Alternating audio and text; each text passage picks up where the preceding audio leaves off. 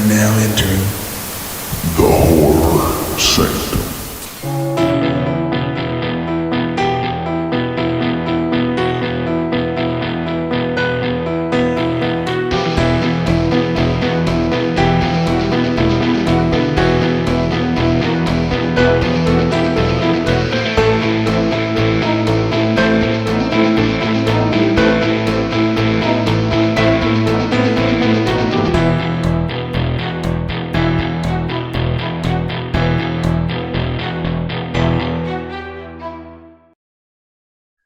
Yellow, and welcome back to the Horror Sanctum. I'm Jay with John, Kellen, and TJ.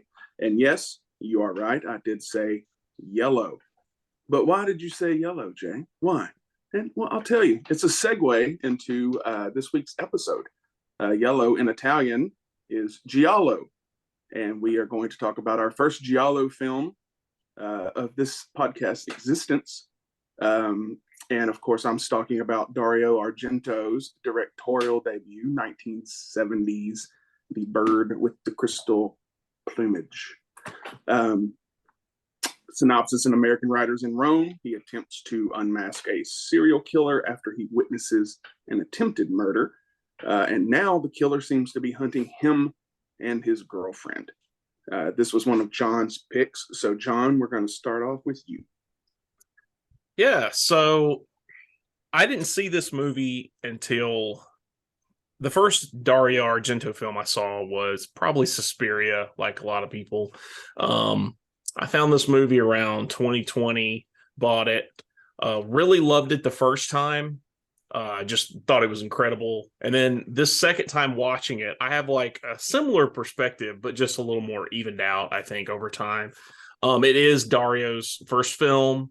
It's a giallo thriller. It's a lot less extreme. It's a lot less gory, a lot less fantastical than his later films in the 80s. So this one's definitely more Hitchcock. This movie is kind of like if Alfred Hitchcock just kept directing and went to Italy in 1970 and made another movie. That's really what this is. It's very similar, very in line with Hitchcock. Relies a lot on that whodunit nature. It's very much about suspense and slow burn. And it's a lot different than what the slasher and even the giallo genre would become later. And I think for a lot of people, it's probably not their cup of tea just because it is so slow burn. It's not a long movie, but the story takes a while to get into. It's a slow burn. It's a whodunit. There is some violence, but it doesn't have that same attraction and that appeal that a lot of slashers and a lot of typical horror films would have. So it's kind of one of those things to where I can see a lot of people being 50-50 on it. And I think that for me, that's one of the things that I saw second time around was this is a film that you definitely have to see it for what it is, but you have to be in a mindset and a mood to watch it, much like Theater of Blood that we discussed before. It's very late 60s, early 70s, has that feel. So it can be definitely an acquired taste and, not something that I would say would be an easy watch like every day. Not something that you can get into. Like, I feel like every year you could get into Suspiria, you could get into Tenebrae, you could get into Phenomena. But I feel like this movie, maybe not every year, right? This is more just every now and then. I think this movie overall probably is in his top 3 or 4. It's not I would definitely not put it above Tenebrae or Deep Red. But I would say this and Suspiria, even though they're different films, they're similar to me in a ranking. Like they kind of hit neck and neck with being good, but having their imperfections here and there. The biggest thing for this is the cinematography. This is a beautiful movie. I think that the shots and everything, the way they set up this film is great. The opening scene where the main character, Sam, stumbles upon the kind of like the apartment and there's the big glass middle section and he's witnessing the attack on the girl. That's beautiful. The way they shoot that, the way they set that up, it's just a really pretty scene. And a lot of this is kind of redone in other movies. The plot and the sort of the character beats that they do in this movie they do this in later Argento films, especially Deep Red. So a lot of what happens in this movie, you can definitely see in Deep Red later. There's a lot of similar, the whole fish out of water with a foreigner getting caught up in a mystery, witnessing an attack or a murder, trying to solve it, becoming obsessed with solving it, and therefore risking their own life and their friends or girlfriend in the process. But a lot of this movie, it is considered to be kind of a milestone for Giallos. I don't know if it's definitely not the first. Mario Bava definitely did movies before this, but I feel like this is the one that people sort of discuss as being the sort of Kickstarter to the Giallo franchise and what people would know it to be. Even though later on it is like I was saying, it evolved so much. The Giallo went from being Hitchcock to being a little more Friday the 13th eventually. So it was kind of an evolution over time. And a lot of the things in the film that kind of are quirky are pretty big staples of Argento films, like for instance, the guy who's the artist and eats his own cats. That's an example of Argento throwing in wacky humor for random reasons. The pimp that's in prison that keeps saying so long. And he's just, everything he says so long, and then he thinks he's needing to leave, and he's like, no, I stutter. I'm just saying that. That's typical Argento. He does that every movie. There's always like a little hint of that. Kind of how Brian De Palma is. Brian De Palma does that in his movies. They're very serious. They're very thrillers, but then he throws in these wacky humor pieces to kind of lighten the mood, ease the tension a bit. Some random things about the movie, though, that is kind of interesting.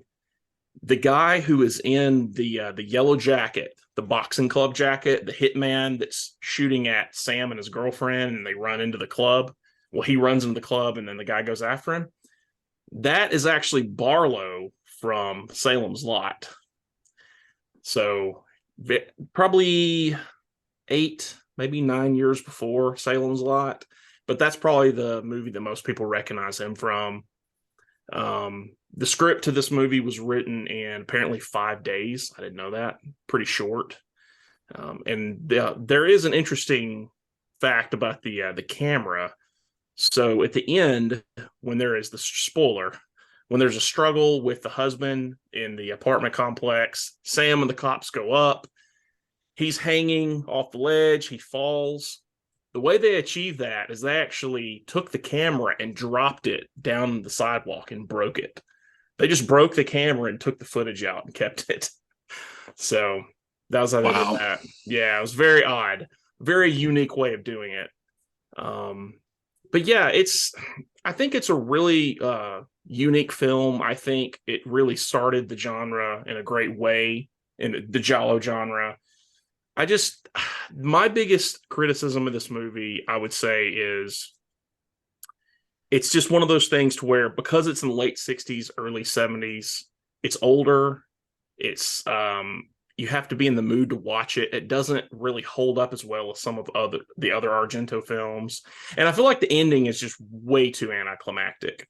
They do the twist where you find out that the wife is actually the crazy one and the husband was like covering up for her. But it really ends in such a way that you don't really get a lot of like resolution, in that the protagonist or the antagonist dies, or there's a struggle, right? Unfortunately, just kind of, she's crazy. She confronts Sam. She traps him. The police come. They arrest her. That's a little bit lackluster, in my opinion, compared to the other Argento films. So that's kind of where it's, unfortunately, it takes a little bit of a dive for me. But yeah, I mean, I'm definitely curious to see what you guys think. And just based on what we were talking about earlier, Kellen, I've got to start with you. I'm curious. Oh boy. No, I didn't hate this film at all. I mean, it's an enjoyable watch. I enjoy the kind of whodunit stories. The misdirection in this movie is really good. Even the scene where he throws the cigarette pack to the husband because the writer kind of suspects him. And they make the comment earlier, about the glove. The wear on the glove shows that it was a left-handed man. He throws the cigarette. The guy catches him with his left hand. So, they're kind of trying, which that, it's super obvious that it's not him because it's so obvious they're trying to push it towards him. But they keep coming back to the thing, I saw, but I can't put my finger on it, but there's something I'm missing. I don't know what it is. I can't place what I'm missing. And then the reveal at the end where it's her holding the knife, not the quote unquote assailant. And that's what he was missing. He could see it in his head, but he couldn't figure out what he couldn't connect. So the reveal to me was satisfying. I do agree it was kind of anticlimactic the way it ended. Yeah. But it kind of fits into the so I'm actually reading Quentin Tarantino's Cinema Speculation right now. Mm-hmm. And he's talking about this style of movie. So in the late 50s, early 60s westerns, cowboy movies, that was the big thing. There was a shift in the end of the 60s towards these cop drama movies, and that became the big thing throughout the end of the 60s, the 70s, starting with Steve McQueen's Bullet in 68, which if you can tell me the actual plot to that movie, I'll give you $20 because it's not about, it's one of those movies. It's kind of like The Big Lebowski. It's not so much about the plot. It's about Steve McQueen's Bullet character. It's about, what he's doing in the film, not as much about the plot. It's about the characters. And then on into 71 with The French Connection and Dirty Harry. And then a little later, Chinatown with Jack Nicholson in 74. So the whodunit cop drama killer was huge. So this fits right into that time frame. It makes sense that, that would be his first movie because studios were putting money into these cop dramas. The interesting twist is that the main character is not a cop. He's just a writer who becomes obsessed with trying to figure out who this murderer is. Mm-hmm. So as far as the movie's concerned, I enjoyed the movie. I actually didn't feel like it was too long because I enjoyed the dialogue. I enjoyed the characters, even though I recognized exactly 0 actors in this film. I enjoyed the movie. I like these types of movies. Mm-hmm. My problem is somewhere around in the late 60s, early 70s. I don't know if it was to create a sense of suspense without music, because we talked about with the horror of Dracula. A lot of that movie is built on the soundtrack, built on the music. The suspense is built through the orchestra that progresses that movie. In these movies, they almost pull the music completely away and focus so much on the sounds of the actors, the breathing, the whimpering, the ending with the woman I know it's trying to be creepy, but her laugh went straight up my back. I could not focus on anything in that scene because it was the most annoying thing ever. These movies are, if you love ASMR, these movies are wonderful for that. I can't stand ASMR.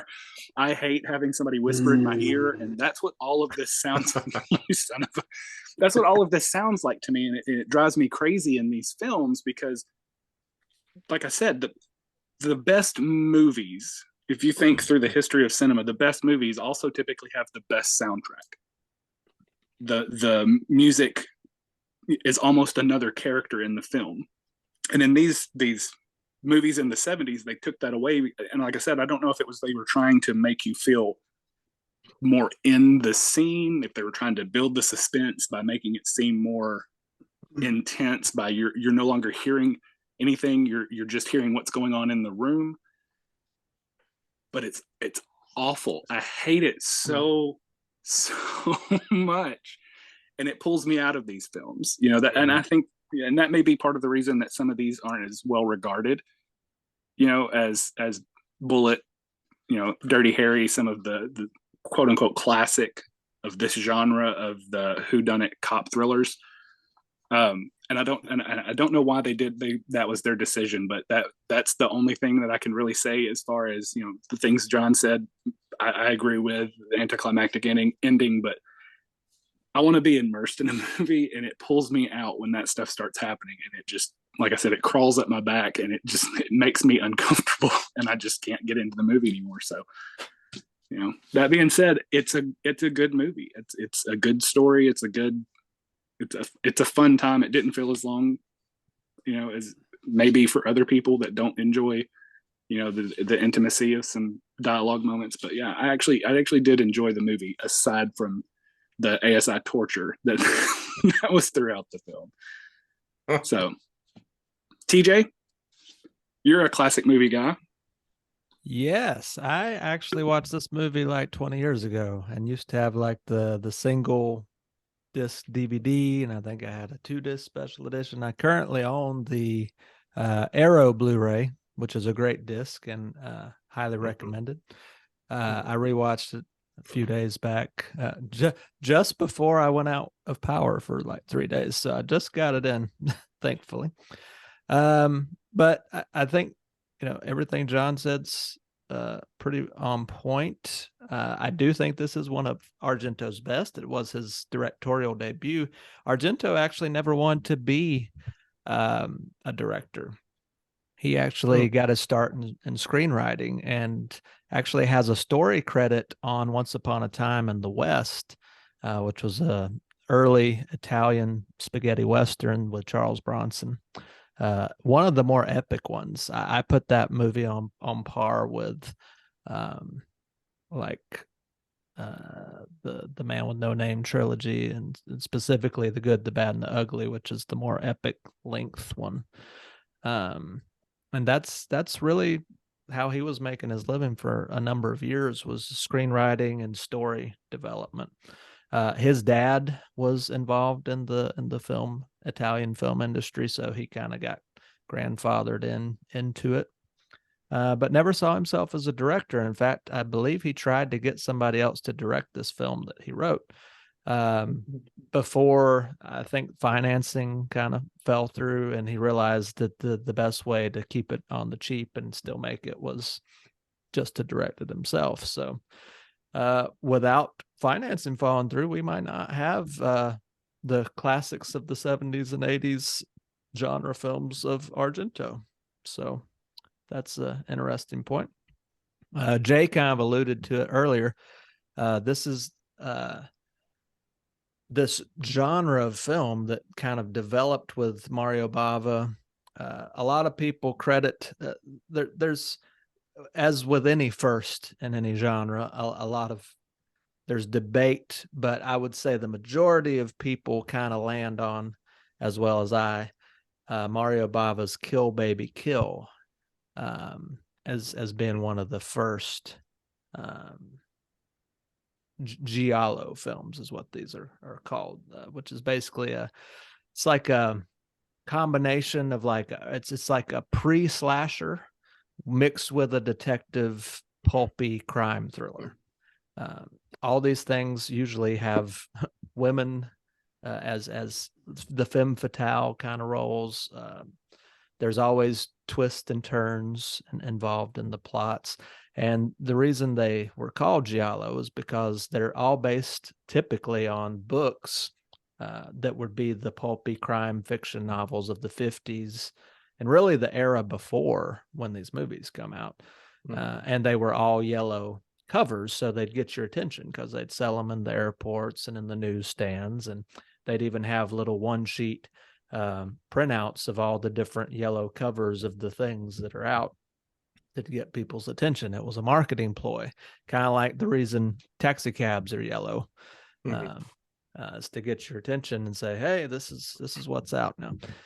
But ever since Jay opened with the yellow comment, it's really got me thinking there's a missed opportunity out there for a parody of the Coldplay song for "It Was All Giallo."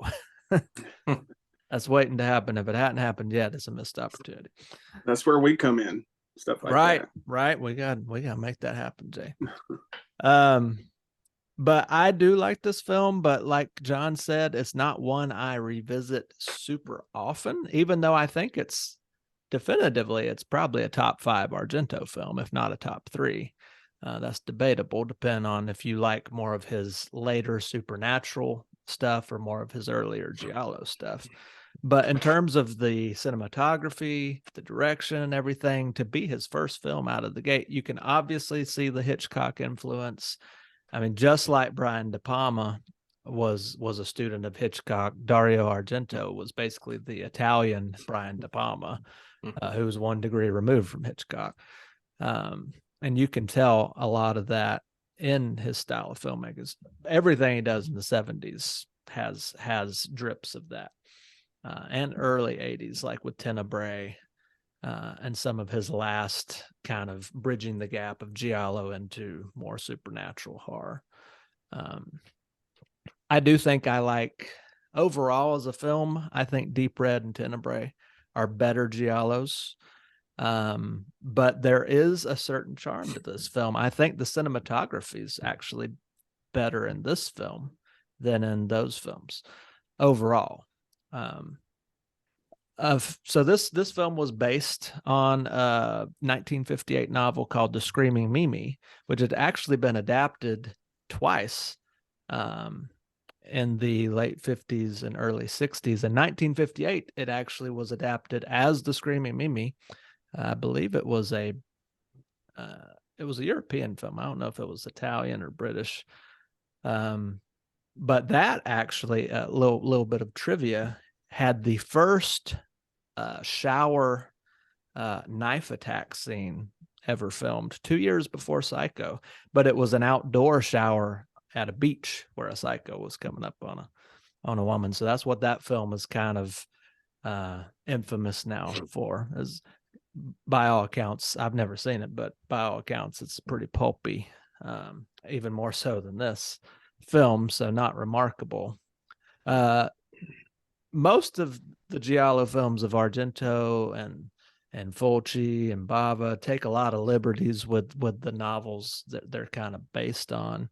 By all accounts, the 58 movie was a lot closer to the plot of the book than this is.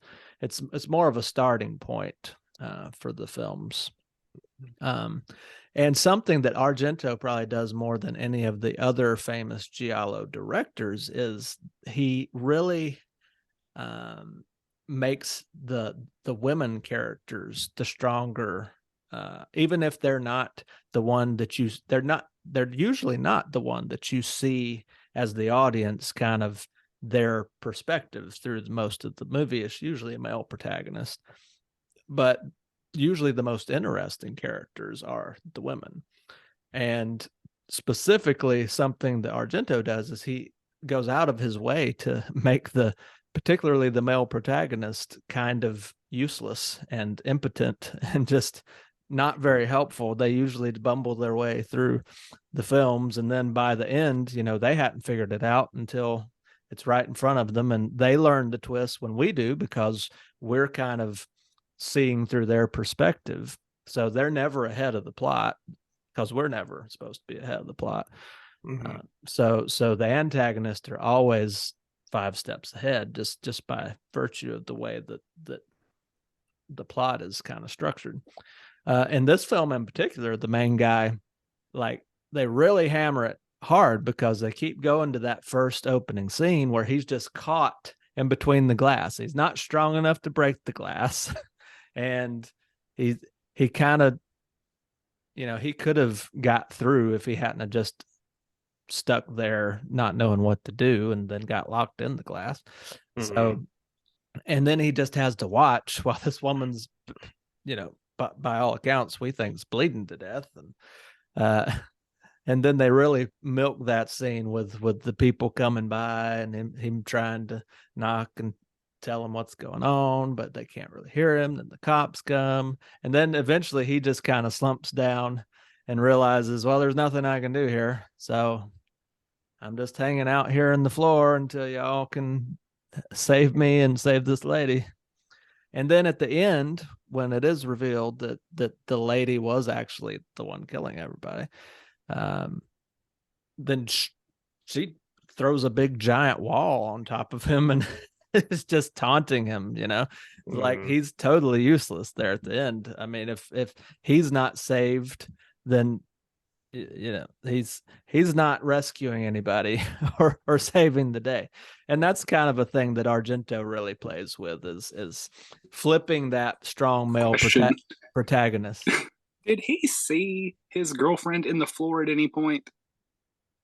Because he was No. asking where she was, and he ended up in the floor like 3 separate times, and at no point acknowledged that she existed. Yeah, he never saw her, I don't think. Peripheral. I don't. He couldn't have, right?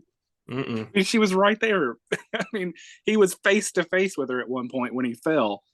And then later he's like, oh, she's okay. Like he had no idea that she was even in the room Yeah. when he was stumbling and falling all over the floor. He gets on all fours and he kind of like looks left to right, but he's not looking under the bed. It's weird. I noticed that too. I don't know why.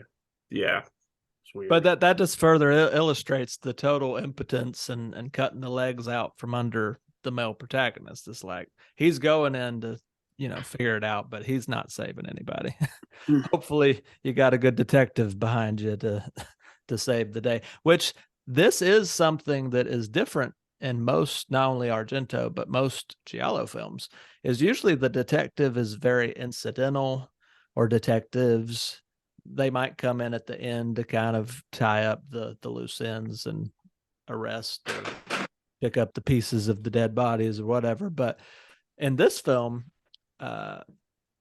since this is kind of an early Giallo and the conventions hadn't totally been set yet, where the detectives are just kind of a faceless plot device, it's very clear that Argento was really doing all he could to make the detective the strongest male lead character in the film, and he actually does drive a lot of the plot. A lot of what we learn of unfolding the mystery comes from the detective, and honestly, some of the best lines and the best acting comes from the detective, which is not typical.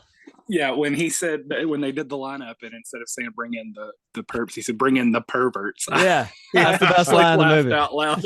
I have that written down in my notes. Like that was my favorite line of the entire film. Bring in the perverts. That's the best line in any Argento film, for my money. Bring in the perverts. That should be on a t-shirt. Bring in the transvestite, and like, not him. He goes with the transvestite, not he the doesn't perverts. count. Which was very forward thinking for 1970. And Argento, usually has an LGBTQ or a transvestite or something in a lot of his films. Well, they were all in that one. The antique director guy was obviously gay. The woman that worked for him was a lesbian, and then they had the transvestite in the lineup. So I noticed that. I did notice that it was a very progressive film for 1970. Yeah, and that was always, especially in all his 70s films, that was always something. Like in Deep Red, that's a big plot device too. So that's something Argento's always been progressive about. I don't have much else to say about this before going to ratings and stuff, so I will pass off to Jay. So I agree with you guys. I think this was Kellen's first Giallo film, if I'm not mistaken. That is correct. That's your wow. Sure. I tried to tell him, I was like, it's a formula. It's very similar to anime formulas. Like anime, you have things that are consistent is they have to train forever. They have to fight forever. They have to eat all the time. And the women are over-sexualized. Like there's a formula to anime. With Giallo, it's the same way. It's black gloves, knives, vibrant colors, red blood, usually eye gouging, which there wasn't any eye gouging in this one, unfortunately. Thank God. Which the black gloves in all of Argento's movies are Argento's hands, by the way. Yeah. So it's top 5 Argento for me. I think he only has 17 movies he's directed, and of course, Dracula 3D is number 1 on everybody's list. But it's definitely top 5 for me too. And like you named all Tenebrae, Suspiria, Deep Red, Opera. I love Opera. That's my top 5 right there with this one. Yeah, same. This one was good. It is slow, but I think considering this was his first, shot at it, look where we are now. Like he kind of changed it. I think he put it more on the map. At least for me in my life, that's a name you hear all the time with Giallos. And Giallo is not something I really watched either until the last probably 10 years. I think this is the second time I watched this one. I don't know how rewatchable it is. Just because the first time you're like, oh, I can't believe that happened. but second time you're like, oh yeah, I remember that happened. And it just, sometimes you can watch films over and over again and you see more, you notice things, but I don't think this is one of those films that will happen for you. So it's like two, watch it twice in a year, watch it 5 years down the road, maybe. It didn't really have a lot of kills. That was one thing. You know, you see people dying, but there's really not a lot of kills. Of course, we like to give our favorite kills, so we're going to try to do that now. And my kill was one that we didn't see, and it's at the end with Carlo, the friend. So, what's his name? Tony Masanti comes back. He thinks the friend is the killer because he's sitting there in a chair with a knife, and then he falls forward and he has a knife in his neck. Like, that's probably my favorite kill, just because when that happened the first time you watched the movie, you're like, I knew that motherfucker was the killer. I knew it was him. And you're like, you're proud. You're like, I knew it the whole time. And then he falls over. You're like, oh shit, he's not the killer. But like the first time watching that was kind of a surprise to me. And it is slow, but I think in the 70s, and you thought it was anticlimactic towards the end, but in the 70s, it probably wasn't. You know, in the 70s, it blew their minds. But yeah, that was my favorite kill, one that we didn't see. We'll go, John. What was your favorite kill of the flick? That was a cool one. And that one, what was funny about that one was I forgot about him sitting in that chair, and it reminded me of the end of Blue Velvet when he walks in the room and the guy in yellow is just standing there and he's like got the brain itch. Something about that reminded me of Blue Velvet. But my favorite probably was probably the elevator kill, just because it's just kind of a cool way they shot it with him like using the razor blade and the quick cuts of him slashing.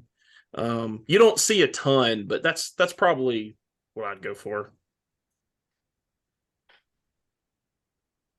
Killing. Jay mentioned the one that I thought of. So John as well, but I since those are kind of already picked, it also, I thought of the girl that he kills in the bed, or she kills in the bed, just because that was, for the time, that's almost a precursor to where we would end up going, where horror films become more sexualized in the killings, and you know, sex becomes a big part of the horror genre. And that's kind of like the first time, or the oldest movie I can think of where, you know, there's a sexual aspect to the killing. I mean, he cuts her shirt while she's in the bed, or she does, rips the panties off and then kills the girl, you know, off screen. So, you know, the guy in the chair, that was probably my favorite, but I recognize the bed scene as being kind of like a pioneer of where horror was going to go. So between those two, yeah. Yeah. I think for me, I do really like that tracking shot going down with the camera that John already talked about. I think in terms of innovation, that was really cool. But also, I think I do also like the elevator one, because another one of my favorite Brian De Palma films really cribbed a lot from that, specifically even with the razor blade and Dressed to Kill with Michael Caine and the girl he used to be married to that's in all of his movies, whose name escapes me. She's in Mrs. Caine. No, not Michael Caine. Brian De Palma. She was in Carrie. Yeah, Mrs. De Palma, that one. Yeah, Mrs. De Palma. Right. It's Anne something. I don't remember her name. Anyway, yeah, there's not a whole lot of kills in this film. Actually, my favorite scene is the one they keep coming to at the beginning, because it's such the centerpiece of the film and the turning point, but that's not actually a kill. She only gets maimed, and then you realize actually the person you thought was the killer wasn't the killer, and that she was the killer. And so that's my favorite depiction of violence in the film, because I think it's cool how they can keep showing you the same thing, just a little bit different. But even though they keep showing you the same scene, you don't figure it out until the main character does, which is kind of cool. They have a lot of trust in how they filmed that to keep showing that to you at least 3 times by my count, all throughout the film, and you still don't get ahead of it before the main character. I've never known anybody who's watched this that figured out the twist before it happened, and that's saying something. Liars out there. Yeah.